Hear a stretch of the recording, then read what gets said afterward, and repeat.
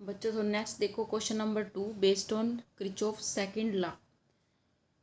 Second law को क्या बोलते हैं? किरचॉफ्स वोल्टेज लॉ भी बोलते हैं। ठीक है, तो देखो क्वेश्चन 2 क्या कह रहा है। Using Kirchhoff's laws determine the currents I1 I2 and I3 for the network shown in figure. ये डायग्राम आपको दिया हुआ है। ठीक है, इसके अंदर हमें क्या फाइंड आउट करना है। यहाँ पे जो ये करंट दे रखे हैं I1 I2 एंड I3, इनकी वैल्यूज हमें फाइंड आउट करनी है। ठीक है, ये इस तरह से डायग्राम के अंदर गिवन है। ये फर्स्ट सर्किट है और ये सेकंड लूप है। ठीक है, फर्स्ट लूप और सेकंड लूप। ठीक है, हम अपनी कन्वीनियंस के लिए यहाँ पे इस सर्किट के नाम दे सकते हैं। जैसे सपोज ये पॉइंट हमने ले लिया A B C D और EF यहाँ पे दे दो। ठीक है, ये पॉइंट्स हम अपनी मर्जी से यहाँ पे लिख सकते हैं ताकि जो लूप लगाने हैं उसमें हमें दिक्कत नहीं हो। ठीक है, तो फर्स्ट लूप हमें ये लगाना है। इन्होंने पहले यहाँ पे फर्स्ट लूप दे रखा है। तो देखो यहाँ पे summation V equal to zero ये हमें लेना होता है, या summation IR plus summation E equal to क्या होता है? ज़ीरो होता है। ठीक है, तो यहाँ पे देखो अगर हम फर्स्ट लूप को देखें, फर्स्ट लूप क्या बनेगा यहाँ पे? ABFE यही बनेगा फर्स्ट लूप। ठीक है, और वैसे हमें कहाँ पे चलना होता है? सबसे कन्वीनियंट कहाँ पे रहता है? जो करंट की डायरेक्शन होती है। करंट की डायरेक्शन में चलेंगे तो लूप जो है बहुत ईजिली हो जाएगा। तो करंट की डायरेक्शन देखो A से E की तरफ है। ठीक है, तो लूप लगाते हैं A E F B और A, ये बन रहा है यहाँ पे क्लोज लूप। तो फर्स्ट लूप के अंदर देखते हैं, इन क्लोज लूप 1। ठीक है, और क्लोज लूप 1 कौन सा है? A E F B A, यही बन रहा है क्लोज लूप। ठीक है, तो इसके अंदर देखो किरचॉफ सेकंड लॉ अप्लाई करो। सबसे पहले हम A से E की तरफ आए। ठीक है, यहाँ पे करंट क्या आ रहा है? I1 करंट आ रहा है, लेकिन यहाँ पे कोई रेजिस्टेंस नहीं है। फिर यहाँ पे I2 करंट आ रहा है। ठीक है, पहले आ गया सेल। ठीक है, ये सेल पहले आ गया। इस सेल का जो पॉजिटिव टर्मिनल है वो पहले आया है। तो पॉजिटिव टर्मिनल जब पहले आता है तो हम पॉजिटिव वैल्यू ही लिखते हैं। ठीक है, इट मीन्स इसका EMF कितना है? 25। तो क्या लिखेंगे? प्लस का 25। ठीक है, ओके। उसके बाद आ गया रेजिस्टेंस 6 ओम का। अब इसके अंदर जो करंट है वो कितना फ्लो कर रहा है? I2 करंट 6 ओम रेजिस्टेंस के अंदर फ्लो कर रहा है। तो करंट इंटू रेजिस्टेंस लिखना होगा। I2 इंटू 6 लिखेंगे यहाँ पे। प्लस का या माइनस का बताओ? करंट की डायरेक्शन में हम जा रहे हैं तो प्लस का ही लिखेंगे। Plus 6 into I2। ठीक है, उसके बाद हम ऐसे गए, कौन सा आया? रेजिस्टेंस पहले आ गया। इसके अंदर करंट कौन सा है? I1 current. देखो इस तरह से I1 करंट जा रहा था, तो 2 इंटू I1 लिखेंगे। ठीक है, प्लस का ही साइन लगाएंगे, करंट की डायरेक्शन। ओके, इस तरह से ही जा रहा होगा ना करंट, ये ऐसे आ रहा है हमारी डायरेक्शन में। ठीक है, तो प्लस 2 इंटू I1। उसके बाद सेल आ गया। सेल का नेगेटिव एंड पहले आया है तो माइनस का 20, और समेशन इक्वल टू क्या होगा? 0। ये लूप आ गया समझ में फर्स्ट। ठीक है, तो यहाँ से देखो इक्वेशन क्या बनेगी? 2I1। ठीक है, प्लस 6I2। 25 में से 20 माइनस करो, कितना आ गया? प्लस का 5। प्लस का 5 जो आया है उसको पहले ही या तो इधर ही लिख दो, ठीक है, बाद में लिख लो। ठीक है, अपनी कन्वीनियंस के लिए 2I1 प्लस 6I2 और इक्वल टू क्या आ गया? -5। मीन्स हमें क्या करना है? यहाँ पे हमें एक इक्वेशन बनानी है। ये हमारे पास ये इक्वेशन बन गई जिसके अंदर दो वेरिएबल हैं I1 और I2। क्लियर? इसके बाद हम सेकंड लूप अप्लाई करेंगे। सेकंड लूप कौन सा है? ये वाला। ठीक है, सेकंड लूप। अब यहाँ पे जो करंट की डायरेक्शन बन रही है देखो, ये इधर भी जा सकते हैं हम, E F C और D। ठीक है, ऐसे जा सकते हैं, या इस तरह भी जा सकते हैं, E D C F और E। ठीक है, ये मर्जी है। तो सपोज हम ऐसे जा रहे हैं E D C F और E। तो E से D की डायरेक्शन में जब जाएंगे, ठीक है, E से D की डायरेक्शन में जाएंगे तो करंट आया I3। ठीक है, रेजिस्टेंस आया 4 ओम का, तो 4 इंटू क्या लिखेंगे? I3। क्लियर? 4 इंटू I3 लिखेंगे। उसके बाद ऐसे जा रहे हैं, 6 ओम का रेजिस्टेंस आया, करंट हमारी तरफ आ रहा है, हम इधर जा रहे थे तो माइनस का लिखेंगे ना, करंट अपोजिट जा रहा है तो -6 इंटू I2। उसके बाद ये सेल आ गया, सेल का नेगेटिव एंड पहले आ गया तो माइनस का 25। ओके, लूप आया समझ में? क्लियर? अब इसको लिखते हैं इन सर्किट सेकंड। ठीक है, सेकेंड लूप का नाम क्या है, E D C F E, diagram में चेक कर लेना। ओके, उसके बाद यहाँ पे देखो इसके अंदर क्या कैसे लूप अप्लाई किया था, 4 × I3 -6 × I2, उसके बाद नेगेटिव एंड आया था बैटरी का माइनस का 25 = 0। इक्वेशन बनाओ यहाँ पे 4I3 -6I2 25 को इधर ले जाओ तो ये हो गया प्लस का। This is equation number second. Okay, और जो हमारी पहले थी वो क्या थी, इक्वेशन नंबर 1। ठीक है, अब क्या करना है, देखो अगर इक्वेशन 1 को और 2 को ऐड करें,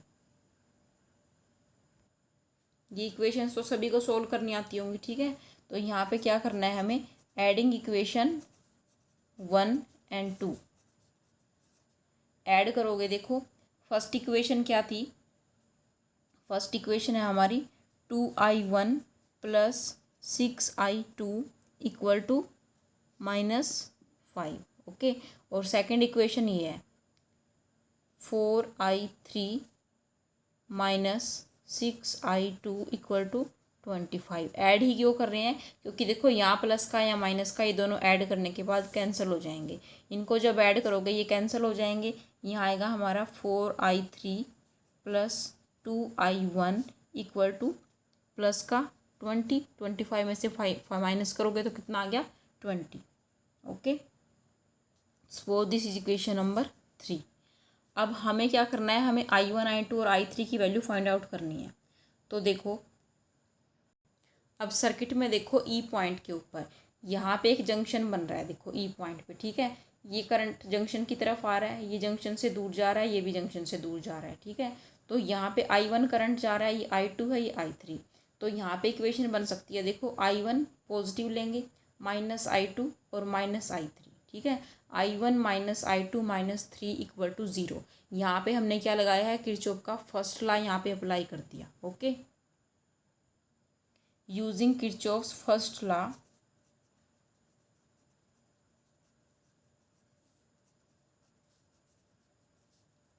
eight junction E. Junction E पे क्या है, I1 - I2 - I3 = क्या है, 0। ओके, तो यहाँ से हम I1 की वैल्यू फाइंड आउट करें तो I2 I3 को उधर ले जाओ, I2 + I3 ये आ जाएगा। ओके, या फिर देखो यहाँ से या तो ये करो, I1 की वैल्यू पुट कर दो इस इक्वेशन में। ठीक है, या फिर क्या कर सकते हैं, यहाँ से देखो I2 की वैल्यू यहाँ से फाइंड आउट करो। ठीक है, वो ज़्यादा इजी पड़ेगा, क्योंकि देखो जो फर्स्ट इक्वेशन थी यहाँ पे 2I1 + 6I2, अगर हम यहाँ पे I2 की वैल्यू पुट करेंगे तो हमारी इक्वेशन जो है I1 और I3 के अंदर आ जाएगी। एक तो ये मेथड है। ओके, या फिर क्या करो, इस इक्वेशन के अंदर जो है I1 की वैल्यू पुट कर दो। ठीक है, तभी भी सोल्व कर सकते हैं। तो यहाँ पे हम देखो, यहाँ पे हम करेंगे, सपोज I2 की वैल्यू हमारी आती है यहाँ से I1 - I3। ओके, ये I2 की वैल्यू आ गई। Okay, now put value of I2 in equation 1 equation में पुट करेंगे तो ये आ गया 2I1 + 6I2 है, तो I2 की वैल्यू है I1 - I3 = -5, यही आ रहा है। ओके, यहाँ तक क्लियर। अब देखो 2I1 इसको सोल्व कर दो, +6I1 - 6I3 = -5। 2I1 + 6I1 कितना हो गया, 8I1 - 6I3 = -5। एक इक्वेशन ये आ गई, ये I1 और I3 के अंदर इक्वेशन आई है। ठीक है, so this is equation number हमारी आ गई 4th। ओके, आप देखो क्या करोगे, अब देखो इक्वेशन एक तो ये आ गई I1 I3 में, एक हमारी इक्वेशन नंबर 3rd आई है I1 और I3 में। ठीक है, तो हमें 2 इक्वेशन चाहिए हैं, तभी हमारी या तो I1 की वैल्यू आएगी या I3 की वैल्यू आएगी। तो इस इक्वेशन को सोल्व करने का मेथड ये है, या तो इस इक्वेशन को करो, देखो या तो I1 और I1 को सेम कर लो। ठीक है, यानी इस इक्वेशन को हमें 4 से मल्टीप्लाई करना पड़ेगा। ठीक है, तब आएगा यहाँ पे 8। ठीक है, या फिर क्या करो, अगर हम देखो और इजी पड़ेगा, अगर हम यहाँ पे 4 से मल्टीप्लाई कर दे तो यहाँ आ जाएगा 20। ठीक है, यहाँ प्लस का 20 है, यहाँ माइनस का 20 है, ठीक है, दोनों को ऐड करोगे तो 0 आ जाएगा, जिससे इक्वेशन जो है ईजिली सोल्व हो जाएगी। ठीक है, नाउ मल्टीप्लाई इक्वेशन 4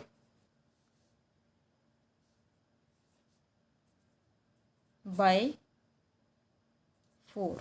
ठीक है, 4 के साथ इस इक्वेशन नंबर 4 को मल्टीप्लाई करना है, तो ये आएगी हमारी, देखो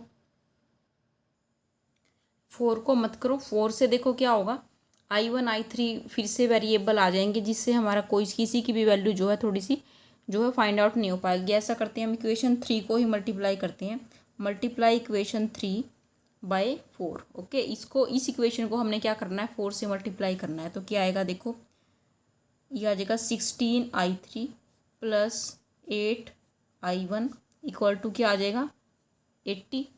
ओके, ठीक है, suppose this is equation number 5।